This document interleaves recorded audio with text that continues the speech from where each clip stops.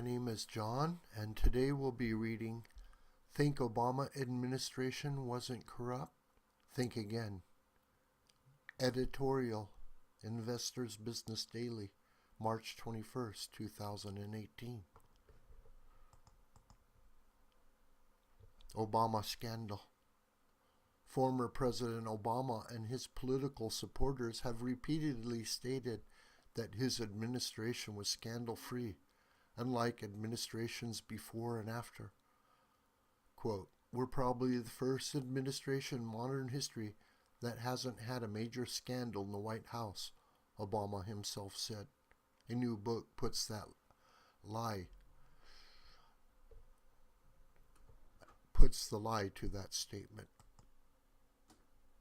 Never mind that the left-leaning big media basically ignored major scandals during the Obama years, ranging from the IRS targeting scandal and the veteran administration's deadly waiting list for veterans to Hillary Clinton's illegal use of an unsecured, hackable homebrew server for her official duties as Secretary of State, and the Fast and Furious gun-walking program. These and others were epic scandals that the media simply ignored or downplayed. The media have contrasted Obama's supposed honesty and forthrightness with President Trump's supposed venality and political unscrupulousness, as embodied in the year-and-a-half-long Russia-Trump scandal investigation that shows few signs of letting up.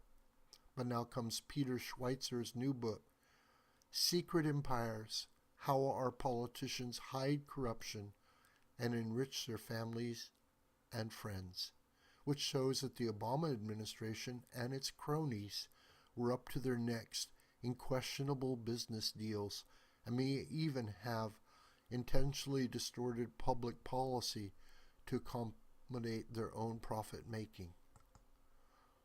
The book claims Obama and his administration would deem industries either destructive to the environment or exploitative for the financial and professional gain of his friends, including industries such as coal mining, offshore drilling, cash advance companies, and for-profit colleges, wrote Caitlin Corral of the Washington Examiner.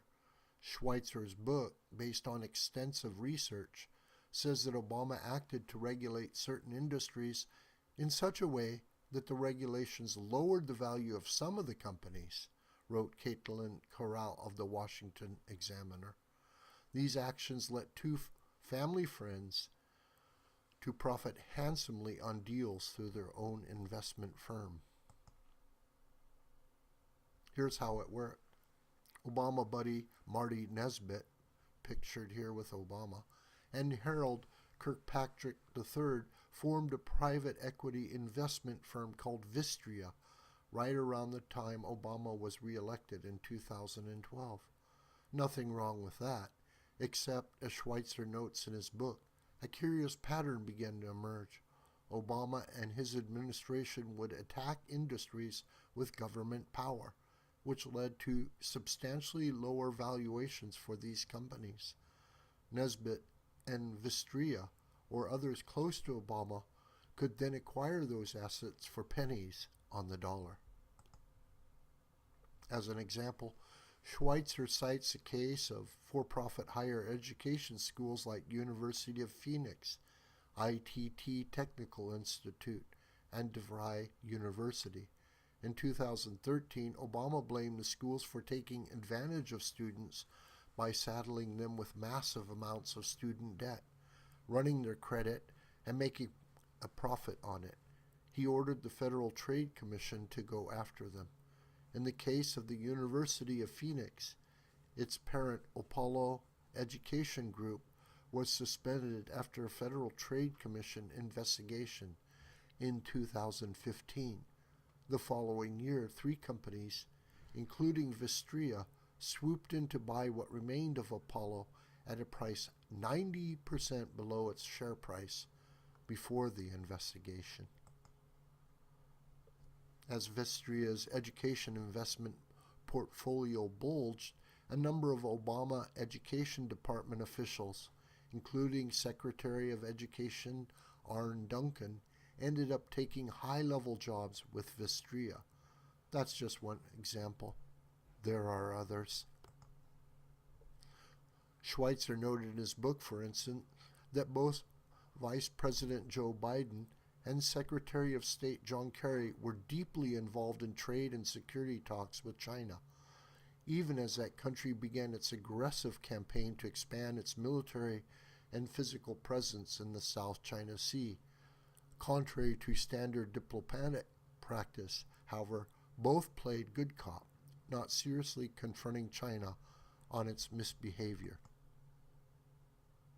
Remember, Biden and Kerry were close friends from their years spent together in the Senate, so there was little surprise when Biden's son Hunter and Kerry's stepson Christopher Heinz, one of the heirs to the Heinz ketchup fortune, went into business together in 2009.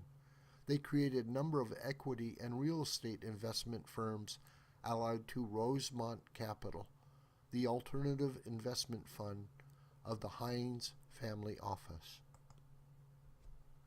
So far so good, except over the next 7 years as both Joe Biden and John Kerry negotiated sensitive and high-stakes deals with foreign governments, Rosemont entities secured a series of exclusive deals with those same foreign governments.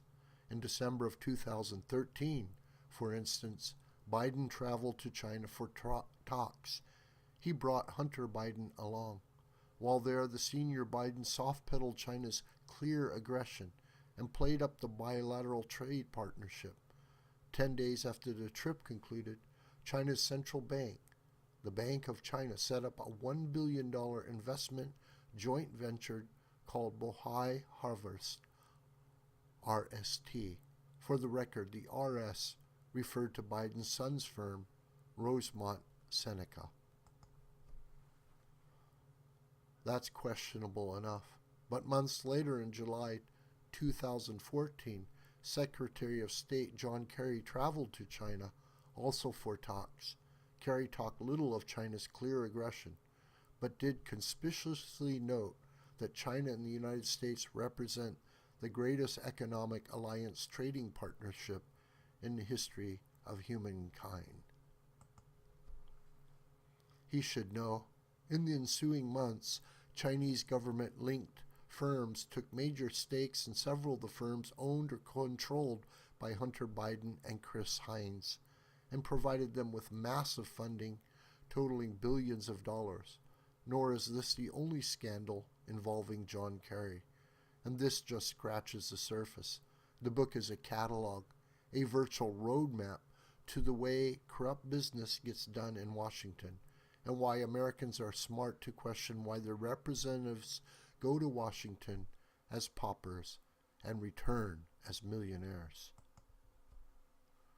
We can only hope that as Biden or Kerry gears up for a challenge to Trump in the 2020 presidential contest, they will receive the same relentless scrutiny that a Republican with the same record of venality would get. But we won't hold our breath. This video is a production of the School of the White Crane. My name is John Brooker, and you could reach me through commentary on this video or through my email listed here. Please share this video with family and friends and on social media. May God richly bless you.